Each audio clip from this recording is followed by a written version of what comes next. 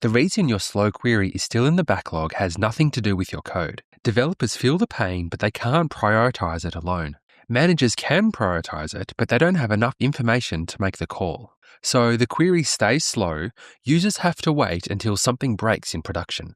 I've been working with SQL for 20 years. And in this video, I'm going to show you exactly how to finally get your SQL performance improvements prioritized. We'll cover how to calculate the real cost of a slow query, how to frame it for whoever makes these prioritization calls, and how to turn this performance complaint into something that gets moved off the backlog for good. Let's get into it. Let's start with how most people think about slow queries. The common idea is if you have a slow query, it means a bad user experience. Users wait too long, they get frustrated, and maybe they leave. Now that's real, but it's only part of the picture. There are actually 3 layers of cost when a query is slow, and most development teams only talk about the first one. The first is the user-facing cost.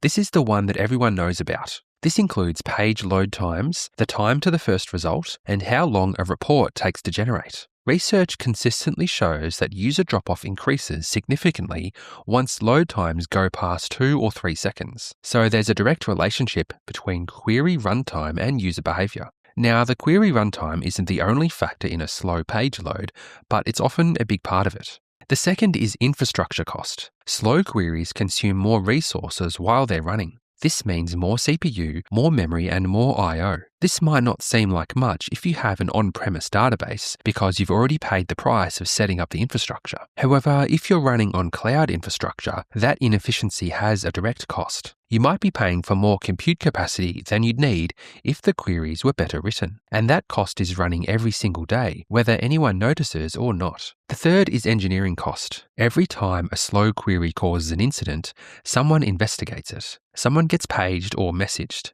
Someone opens a ticket, writes a postmortem, rolls back a deployment, or spends an afternoon in the execution plan. All of that has an hourly rate attached to it. It also impacts the employee's satisfaction and their impact to the rest of the team's work and goals. The reason this matters is that when you add all 3 layers together, the real cost of a slow query is usually much higher than anyone on the team has actually calculated. Most teams have only ever looked at layer 1, which is the user experience of a slow query. So when they try to make a case for fixing the problem, they're only presenting a fraction of the actual impact. If we want to make a case to get our performance issues resolved, it's helpful to put a number on the impact. So how do you put a number on it? The goal here is not a precise audit. You're not trying to produce a finance-grade report. You're trying to build a number that's credible enough to start a conversation with somebody who has priority over the backlog. Let me walk through a simple example. Say you have a query that runs in about 10 seconds, and this query is called around 500 times per hour during business hours.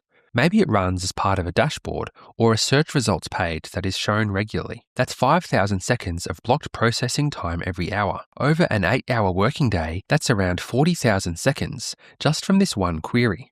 This translates to about 667 minutes. How much does that cost? Let's say that a minute of CPU compute costs is 3 cents, based on some quick research I did. Your actual numbers may be different. We can use this 3 cents, multiply it by our 667 minutes, and we get about $20. That doesn't seem like much, but that is for one day and for one query. For a month, this is $600 for a single query. And that's not a rare case. For any application with real usage, queries at this frequency are completely normal.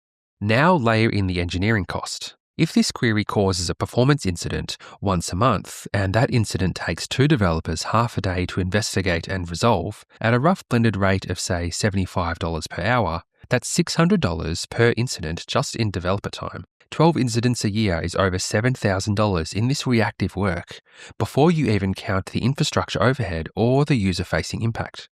So combined, that's an estimated $600 for the CPU cost and another $600 for developer time per month, which is $1,200 combined.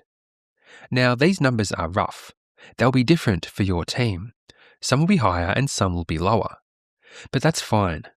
The point is not to be exact. The point is to have a number on the table instead of a vague complaint. When someone says the dashboard is slow, that's easy to deprioritize. When someone says this query is costing us an estimated $1,200 a month in engineering time and infrastructure overhead, and here is how I calculated it, then that's a different conversation.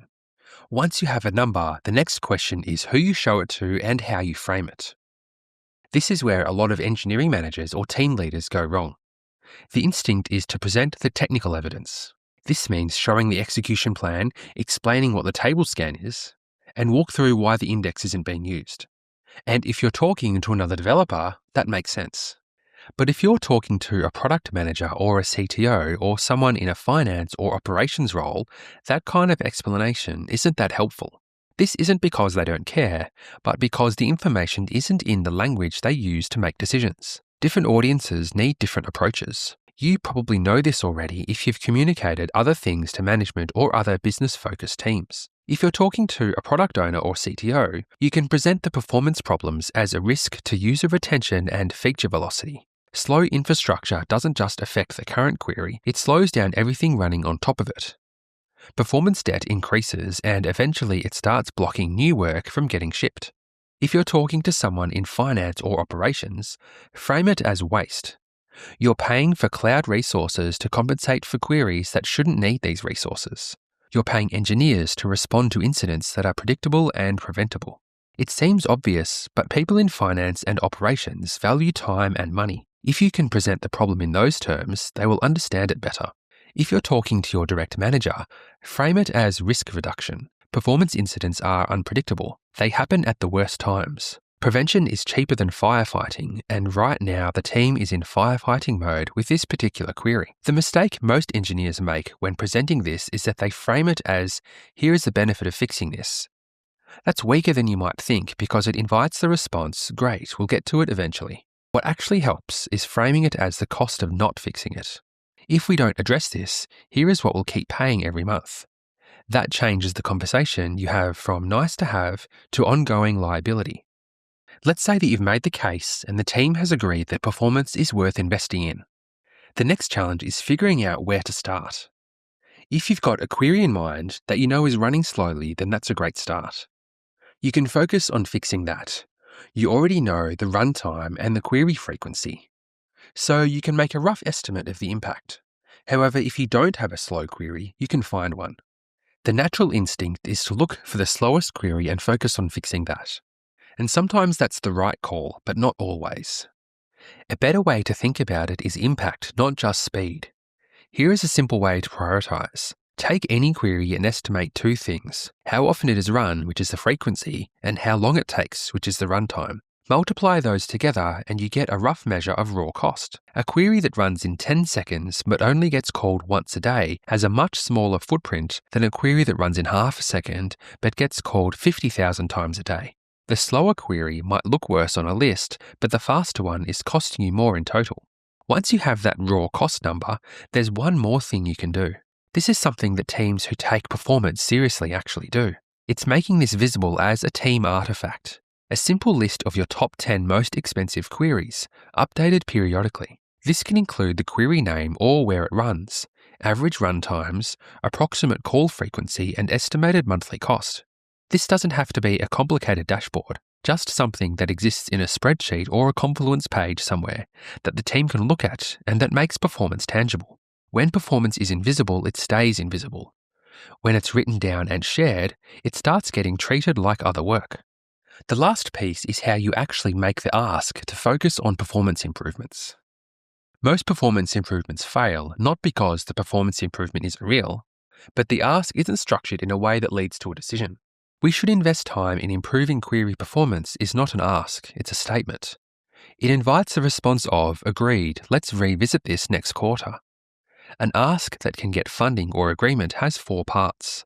The first is the problem with a number. This is related to our points earlier in the video, and we focus on the financial and time impact of our slow queries. Saying something like, our 5 most expensive queries are costing an estimated X per month in infrastructure and engineering time, and here is the breakdown, can be very persuasive. The second is the solution with a scope. This is something like, we need approximately 2 sprints to address the 5 queries on the critical user path. Specific and time-boxed. Something someone can approve or decline. This could be the product owner of the application or the technical owner of a system, or a manager of a team. The third is the expected outcome. What changes after this work is done? Faster page loads, reduced infrastructure spend, fewer incidents. Keep this concrete and tie it back to the numbers you already presented. The fourth is the risk of inaction. What keeps compounding if nothing is done? This is the part most engineers leave out, and it's often the most persuasive element. If the current situation has a monthly cost, every month that stays unaddressed is another month of that cost. That's a real argument, and it's worth saying directly. The reason scope matters so much is that open-ended technical initiatives are hard to approve. There's no clear end state, no way to know when you're done, and no way to evaluate whether it was worth it.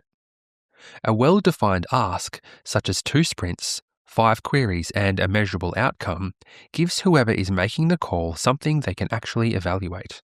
That's a much shorter path to yes.